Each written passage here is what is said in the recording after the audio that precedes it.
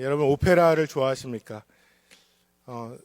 저는 이렇게 좋아하지 않는데 오페라 하면은 많이 들은 제목이 카르멘이라는 그 오페라 그 제목이 있습니다. 아마 이 카르멘이라는 그 제목을 들어보신 분이 많이 계실 것 같은데요. 이 작품의 내용은 스페인의 세비야라는 지역을 배경으로 하고 있는데 순진하고 고지식한 군인이었던 돈 호세라는 주인공의 이야기입니다. 그는 집시 여공인 카르멘의 미모에 반해서 자신의 상관을 죽이고 탈영한 끝에 밀수 조직에 가담하게 됩니다. 그런데 나중에 이 카르멘이 투사인 이 에스카미오라는 사람과 다시 사랑에 빠지자 이 주인공인 돈호세는 배신감을 느끼고 질투에 사로잡혀서 카르멘을 결국에는 나중에 칼로 살해하는 그 비극적인 내용으로 진행이 됩니다. 이게 원작은 소설인데 오페라로도 굉장히 많이 들려지면 사랑받는 이유가 있는데 그것이 무엇이냐면 이 카르멘의 삶이 단지 소설이나 오페라에서 등장하는 그러한 인물의 스토리가 아니라 실제로는 우리의 삶에서도 종종 만나게 되는 그런 그 사람들의 이야기, 삶의 이야기와 연결이 되어 있기 때문입니다. 오늘 본문 잠언 5장을 보시면요. 이 잠언 5장을 듣는 사람은 한 남자는 아마도 평안한 삶을 보내고 평안한 가정을 이룬 사람입니다. 이 남자에게는 유복한 가정에서 자라나서 사랑받고 자랐고 그래서 남은 일은 행복하게 살고 자신의 아내와 함께 사랑 가운데 거하는 이제 그렇게만 살면 되는 것 같습니다. 하지만 인생을 살다 보면 모든 것이 그렇게 순탄하지만은 않다는 것이죠. 그 사실을 아버지는 너무나 잘 알고 있는 겁니다. 그래서 아버지는 아들을 향하여서 아들의 행복을 위협하고 아들의 행복을 망쳐놓을 수 있는 것이 이 땅에 너무나 많이 있다라는 것을 말하면서 그래서 자신의 아들의 행복을 위협하는 것을 오늘 5장에서는 음녀라고 부르면서 오늘 잠언에서 경고하면서 아들을 권고하고 있는 것이죠. 아들의 삶이 온전하기를 바라는 이 아버지의 권고의 메시지. 하나님 아버지께서 바로 오늘 이 시간에 저희 가운데 주시는 소중한 지혜의 말씀임을 믿습니다. 저희들이 오늘 말씀을 통해서 오늘 그 주시는 지혜가 과연 무엇인지 좀 살펴보면 좋겠는데요.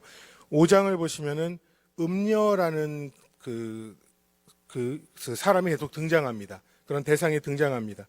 음녀 이것은 굉장히 유혹적입니다. 심히 부정하고 악하고 음란한 여자이고 거부할 수 없을 정도로 강력합니다.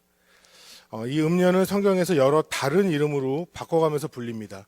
어떤 부분에서는 외간 여자, 악한 여자, 기생, 창기, 심지어는 바벨론에도 음녀라고 표현을 하고요. 큰 성, 악한 큰 성도 음녀라고 표현합니다. 또한 계시록 17장을 보면 세상을 향하여서도 악한 세상을 향하여서도 음녀라고 말하고 또 세상의 지혜를 따라가는 것을 음녀를 따라가는 것이다 라고 표현하고 있습니다. 그러니까 음녀라는 것을 어떻게 정의할 수 있느냐면 저희 성도들에게 있어서는 주님으로부터 유혹하고 성도의 마음을 주님으로부터 뺏어가는 세상의 모든 것들 저희는 이렇게 적용할 수 있겠습니다. 그러니까 이 음녀는 사람이 될 수도 있겠고요. 아니면 주님을 거역하는 세상의 가치관, 풍조, 세상의 지혜, 철학 이런 것들도 다 음녀라고 포함시킬 수 있을 것입니다. 그런데 음녀가 어떻다는 것입니까? 오늘 본문에서는 3절, 4절을 보면 음녀에 대해서 묘사하고 있는데 이렇게 묘사합니다. 3절에 보면 대저 음녀의 입술은 꿀을 떨어뜨리며 그의 입은 기름보다 미끄러우나 나중은 쑥같이 쓰고 두 날 가진 칼같이 날카로우며 이렇게 말씀하고 있죠. 그러니까 음녀는 어떤 존재냐면은 입술에 그 꿀을 떨어뜨리고 기름처럼 매끄러운 아름답고 유혹적이고 이렇게 거부할 수 없는 매력을 가졌다는 겁니다. 그런데 이 음녀가 처음에는 이토록 달콤하지만 나중에는 칼로 변화해서 나를 위협하고 나를 죽게 할 수 있을 정도의 파괴력을 가지고 있다. 이제 4절에서는 이렇게 말씀하고 있습니다. 그러면서 이 음녀에게 빠졌을 때 어떤 삶이 어떤 결과를 초래하느냐라고 이 아버지가 경고하고 있는 것은 9절부터 14절을 보면 굉장히 비극적인 결과를 이야기하는데요. 9절에서는 이렇게 말씀하죠. 두렵건대 내 존영이 남에게 잃어버리게 되며 그러니까 자신의 명예, 자신의 존귀를 모든 사람들 앞에서 잃어버린다는 것입니다. 두 번째는 내 수완이 잠포자에게 빼앗기게 될까 하노라. 그러니까 우리의 삶의 여러 좋은 기회들, 그 기회들조차 난폭한 자들에게 빼앗기고 약탈당한다는 것이죠. 10절에서를 보면 세 번째로 두렵건대 타인이 내 재물로 충족하게 되며, 그러니까 음녀에게 돈을 갖다 다 바치고 자신의 삶을 허비하고 낭비하고 패가 망신하게 된다라는 것입니다. 그리고 네 번째는 내 수고한 것이 외인의 집에 있게 될까 하노라. 마지막으로는 음료의 유혹에 넘어가면 우리가 수고해서 땀 흘려서 가지고 있는 모든 것들이 다 허무해지고 잃어버리게 될 것이라는 것을 경고하고 있습니다. 즉 음료에 빠지면요, 우리의 삶은 명예를 잃고 삶의 기회와 모든 소유한 것을 탕진하고 허무한 인생으로 뼈저린 후회와 탄식만을 남기게 된다는 것입니다. 이것이 실제로 예를 들면 음란에 빠졌고 또는 다른 여인과 그 문제가 생겨서 넘어지게 되는 사람들 보면은 명예를 잃어버리고 그가 가진 모든 것들을 잃어버리는 것과 같습니다. 마찬가지로 우리의 영적인 부분에 있어서도 주님으로부터 멀어져서 우리들이 세상에 눈을 돌리고 그것에 붙어 있으면 우리가 주님께서 우리에게 허락하신 존귀한 모습들, 주님이 허락하신 우리의 은혜와 축복들을 우리들은 삶에서 잃어버릴 수 있다라는 경고가 되는 것입니다. 그러니까 인생이 끝난다는 것이죠. 이렇게 두려운 결과를 맞이하게 될 것이라고 성경은 보여주는 것입니다. 그러니까 굉장히 파괴력이 있죠. 이 음녀의 유혹은 엄청난 파괴력이 있고 삶을 송두리째 무너뜨린다는 것입니다. 그런데 오늘 이 5장 말씀에서는 음녀가 무엇인지를 말씀해주고 음녀에게 빠졌을 때 어떤 문제가 생기는지를 보여줬는데 그것만 보여준 것이 아니라 성경에서는 이런 음녀의 유혹, 세상의 유혹, 주님으로부터 떨어지게 만들고 무너뜨리려는 이러한 유혹에서 우리는 어떻게 해야 하는가라는 실제적인 우리의 문제에 세 가지로 그것을 어떻게 이겨내고 어떻게 승리할 수 있는지를 세 가지로 보여줍니다. 이 세 가지를 좀 깊이 보면 좋겠는데요. 첫 번째는 주님의 말씀에 붙어 있어야 합니다. 붙어 있어야 한다는 게 중요한 단어인데요. 주님의 말씀을 묵상한다 정도가 아닙니다. 주님의 말씀을 그냥 단순히 주야로 말씀을 읽는다 이런 개념이 아니라 삶이 매 순간 붙어 있어야 한다는 것이죠. 1절부터 8절까지 보면 지혜의 말씀의 중요성을 말씀하는데 이 지혜의 말씀을 어떻게 하라라고 말하는 이 동사가요, 굉장히 여러 가지로 반복적으로 표현되고 있는데 1절 보면 지혜의 말씀을 주의하고 귀를 기울이라고 말하고 있고요. 또 7절 말씀에 보면 이 말씀을 듣고 버리지 말라고 합니다. 즉 이 지혜의 말씀을 듣고 집중하고 그대로 행하고 결코 떠나지 말라라고 강조하고 또 강조하고 있는 것이죠. 저는 오늘 이 잠언 5장의 말씀을 묵상하면서 어떠한 삶이 주의 말씀에 귀를 기울이고 주목하고 주의 말씀을 가지고 지키고 듣고 결코 떠나지 않는 삶이 될 수 있을까? 이것을 여러 가지 생각하면서 저희들이 주일에 말씀을 듣고요. 아침 저녁에 예배하고 또 묵상하고 저희들이 계속 말씀을 보죠. 그러는데 성경을 이렇게 가까이 하지만 이것만으로는 부족하다라는 것입니다. 왜냐하면 유혹은 매 순간 우리에게 다가옵니다. 그렇죠. 매 순간 우리에게 유혹은 다가옵니다. 그러는데 유혹은 매 순간인데 반해서 하나님의 말씀 앞에서 그 말씀의 은혜를 받고 영향을 받는 시간이 우리에게는 상대적으로 굉장히 적다라는 것이죠. 매 순간 묵상하고 있을 수는 없고 매 순간 오디오 성경을 계속 듣고 있는다고 이런 것으로만 되는 것이 아니라는 것입니다. 그렇다면 하나님의 말씀에 붙어 있는 방법이 무엇이겠습니까?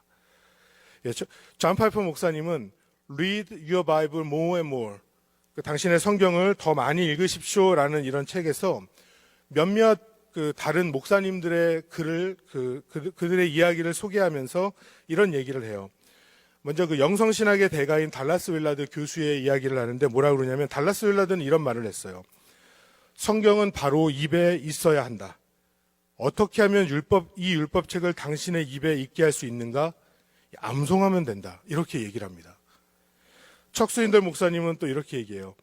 성경 암송으로 당신의 기도 생활이 변화하고 영성이 날카롭게 될 것이다. 그리고 담대함과 확신이 생기고 믿음이 견고해질 것이다. 이런 글들을 인용하면서 이 책의 저자인 존 파이퍼 목사님은 성경을 암송하자라고 도전을 합니다.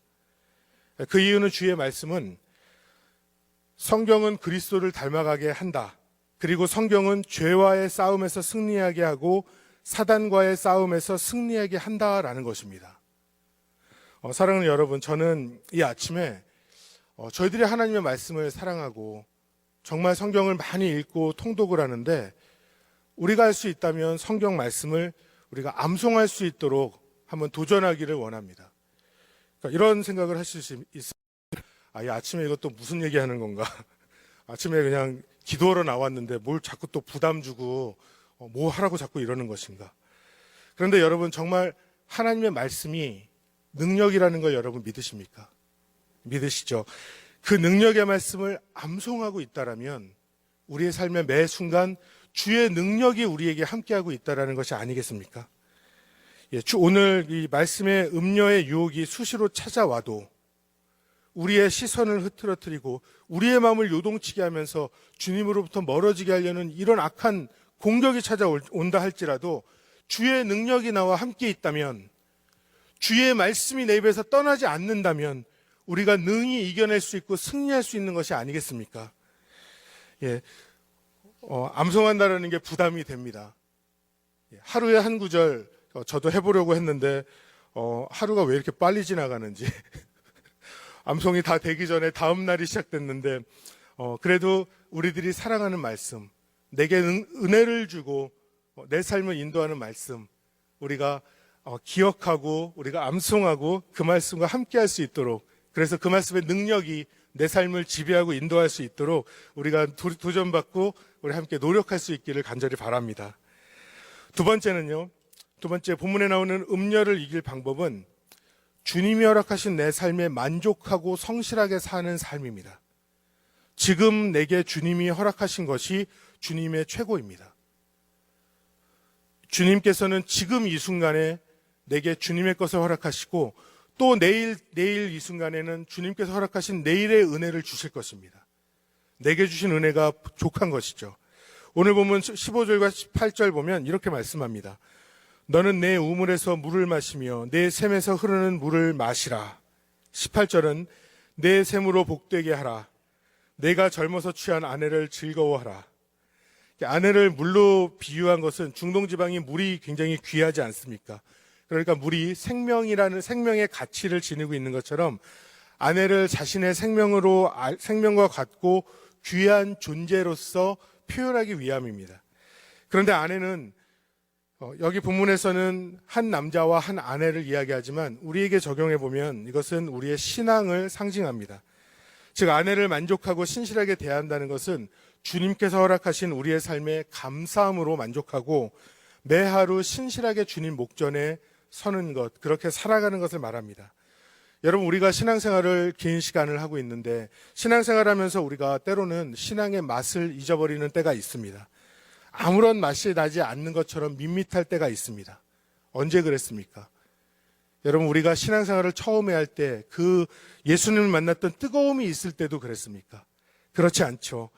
신앙의 첫걸음은 누구나 기쁨과 즐거움으로 시작하지만 세월이 흘러 구원의 그 감격이 일상처럼 되어버린다면 더 이상은 기쁨이 아닌 평범함으로 변해버립니다. 그렇게 되면 하나님 품 안에 있지만 만족을 찾지 못하고 다른 즐거움을 찾아 나서게 됩니다. 이것이 우상숭배의 출발이 되는 것입니다. 많은 그리스도인들 중에 신앙의 첫 시작은 참 충만했지만 지금은 하나님이 정말 자신의 삶에 어디에 계신지 찾아볼 수 없는 것처럼 정말 자신이 어둠 속에 빠져서 헤매며 방황하는 사람들이 많이 있습니다. 바로 우리가 회복해야 되는 것은 주님과 만났던 첫사랑인 것이고 주님이 내게 부어주시는 그 사랑으로 오늘 하루를 기쁘고 감사하게 살아가야 한다는 것입니다. 19절 말씀을 보면요, 이렇게 말씀합니다. 그는 사랑스러운 암사슴 같고 아름다운 암노루 같으니 너는 그의 품을 항상 족하게 여기며 그의 사랑을 항상 연모하라. 사랑은 늘 묵상하고 감사하지 않으면 그 의미를 잃어버리게 됩니다. 세상의 사랑에 대해서도 그러하듯이 하나님의 사랑에 대해서도 마찬가지입니다. 당연한 것을 우리가 그냥 당연히 누리고 있다는 것을 돌아보면서 이것이 정말 당연하지 않다라는 것, 하나님의 은혜라는 것을 알고 누리게 될 때에 우리에게는 감사함이 있습니다. 예를 들면 이렇습니다. 숨을 쉬는 것이 우리는 당연한 것입니다. 하루를 그냥 사는 것, 열심히 해도 시간이 지나가고 열심히 안 해도 지나가는 것 같은데 이렇게 사는 것도 당연한 것 같습니다. 지금 이렇게 앉아서 예배를 우리가 주님 앞에 드리는데 이 예배를 드리는 것도 당연한 것 같습니다. 그런데 생각해 보면요, 숨이 끊어지면 생을 마감하는 것입니다. 이 땅에서의 마감입니다. 오늘 시작하는 이 하루 누군가에게는 마지막이 될 수 있고 불행이 될 수도 있는 것입니다. 또한 예배한다라는 것, 이토록 당연한 것 같았지만 지난 1년 반 동안의 코로나의 시간을 지나면서 함께 모여 예배한다라는 것이 당연한 것이 아니라 축복이라는 것, 여러분 우리가 이것을 충분히 느끼고 겪지 않았습니까? 주님께서 허락하신 지금의 나의 삶, 여러분 우리가 지금의 이 순간으로 인하여서 하나님 앞에 감사할 수 있기를 간절히 바랍니다. 주님이 나를 도와주시고 지켜주시지 않으신다면, 기사에 보면은 지나가는 사람이 갑자기 자동차에서 튄 돌에 맞아서 어려움을 겪기도 하고 알 수도 없는 일들을 당하면서 영문을 몰라 하는데 우리 하나님께서 우리를 지켜주시고 인도하시는 이 삶에 감사하지 않는다면 우리들은 이것이 너무나 당연한 듯이 여기고 이 하루를 허락하신 주님 앞에 불평하는 삶으로 이어질 것입니다. 우리가 주님 앞에 지금의 모습으로 감사할 수 있기를 원하고 그 고백은 주님께서 부어주시는 충만함이 있는 그런 감동의 시간이 될 것을 믿습니다. 마지막입니다. 21절 보시면 이렇게 말씀하죠. 대저 사람의 길은 여호와의 눈앞에 있나니. 세 번째로 유혹을 이기는 길, 유혹 앞에 승리하는 것은 내가 여호와의 눈 앞에 있다라는 것을 기억하는 것입니다. 우리는 나 혼자 있는 것 같지만, 나 혼자 지나는 것 같지만 하나님께서 불꽃 같은 눈으로 우리를 지켜보고 계시다라는 것을 알아야 합니다. 나 혼자 있는 것 같지만 아닙니다. 주님이 나와 함께하고 계시는 것입니다. 나 혼자 외롭고 나 혼자 이토록 고생하고 이렇게 마음이 힘든 것 같지만 아닙니다. 주님께서 동행하시며 나를 위로하여 주시고 주님께서 나를 도와주시고 인도하여 주신다는 것을 우리는 알아야 합니다. 우리의 삶 또한 마찬가지입니다. 우리의 삶이 지나면서요, 반드시 주님 앞에 평가를 받을 때가 올 것입니다. 내 삶, 마음과 생각, 삶의 결정들 반드시 하나님 앞에 설 때가 올 것입니다. 지혜로운 사람은 그때를 기억하며 지금 그때를 기억하며 미리 준비한다는 것이죠. 본문 21절 말씀을 보면 이렇게 말씀합니다. 대저 사람의 길은 여호와의 눈앞에 있나니 그가 그 사람의 모든 길을 평탄하게 하시느니라. 우리말로 평탄하게 하신다라고 번역된 이 히브리어 원어는요, 헤아리기 위하여서 저울로 달아본다라는 그러한 의미가 있습니다. 그러니까 이 21절의 말씀은 여호와께서 저울로 달듯이 사람의 길을 헤아리시느니라, 이러한 의미로 번역될 수 있습니다. 하나님께서 다 보셨고 다 아셨습니다. 사람은 속일 수 있어도 하나님은 속일 수 없지 않습니까? 때로는 우리의 삶에 억울한 순간이 있어서 아무도 내 마음 몰라주는 것 같지만 여러분 그렇지 않습니다. 주님이 아십니다. 주님이 아십니다. 나보다 어쩌면 더 답답해하시고 나보다 더 아파하시며 나를 위로하시는 우리 주님, 그 주님이 모든 것을 아십니다. 여러분 우리가 살아가고 있는 이 세상은요, 음녀가 판을 치는 세상입니다. 음란한 세상, 타락된 세상 속에 살더라도 오직 생명의 물 되시는 하나님만 바라보며 그분 품 안에 있는 것을 좋게 여기는 신앙, 그것이 주님의 은혜를 받고 축복이 되는 삶입니다. 주님께서는 그분의 때에 반드시 우리의 삶을 헤아려 주실 것입니다. 우리는 그 순간에 부끄러운 것이 아니라 정말 당당하고 자랑스럽게 감동스러운 모습으로 주님 앞에 서야 하겠습니다. 음료의 유혹, 세상의 거친 유혹 앞에서 지금 주님으로 만족합니다 고백하면서 주님 말씀에 딱 붙어서 장차 오실 예수님, 그리고 천국에서 만날 그 주님을 기대하며 오늘도 승리하시고 정말 말씀이 우리의 삶에 능력되고 성령 하나님께서 우리를 충만케 해주셔서 오늘도 승리하는 그런 삶을 사는 저와 여러분이 될 수 있기를 우리 주 예수님의 이름으로 간절히 축원합니다. 시간 기도하겠습니다. 사랑하는 주님, 지금 우리가 속한 세상은 참 유혹이 많이 있습니다. 음녀 같은 그 유혹 속에서 말씀으로 살고 오직 예수님으로 만족하며 언젠가 주님 앞에 서게 될 그날을 기대하며 이 하루를 살게 하여 주시옵소서. 그래서 유혹을 이기고 승리하는 그리스도인으로 이 땅 살아갈 수 있도록 주님 저희를 도우시고 인도하여 주시옵소서. 모든 말씀 우리 주 예수님 이름으로 기도합니다. 준비된 파워포인트 보시면서 우리 함께 보고 함께 읽고 그리고 우리 이어서 기도하도록 하겠습니다. 첫 번째는 세상의 유혹, 매일 내 삶의 유혹 앞에서 주의 말씀으로 그리고 주와 동행을 만족하며 주님 만날 그날을 기대하며 오늘도 승리하게 하여 주시옵소서. 두 번째 기도 제목은 가정의 달을 맞아 영적으로 일어나는 KCBC의 모든 가정이 되게 하시고 류용열 담임 목사님의 영육간의 강건함과 모든 성도님들의 어려운 상황 속에서 드리는 모든 기도가 응답받아 치유와 회복의 역사가 있게 하여 주시옵소서. 세 번째는 동아시아에서 사역 중이신 김강석 하은혜 선교사님의 비즈니스 사역과 현지 지도자들의 평안과 강건함 그리고 영혼 구원의 은혜와 열매를 주시옵소서. 이렇게 오늘 말씀을 놓고 교회를 놓고 그리고 우리 선교사님을 놓고 저희들이 합심하여 기도하고 이어서 개인 기도 이어지도록 하겠습니다. 이 시간에 함께 기도하겠습니다.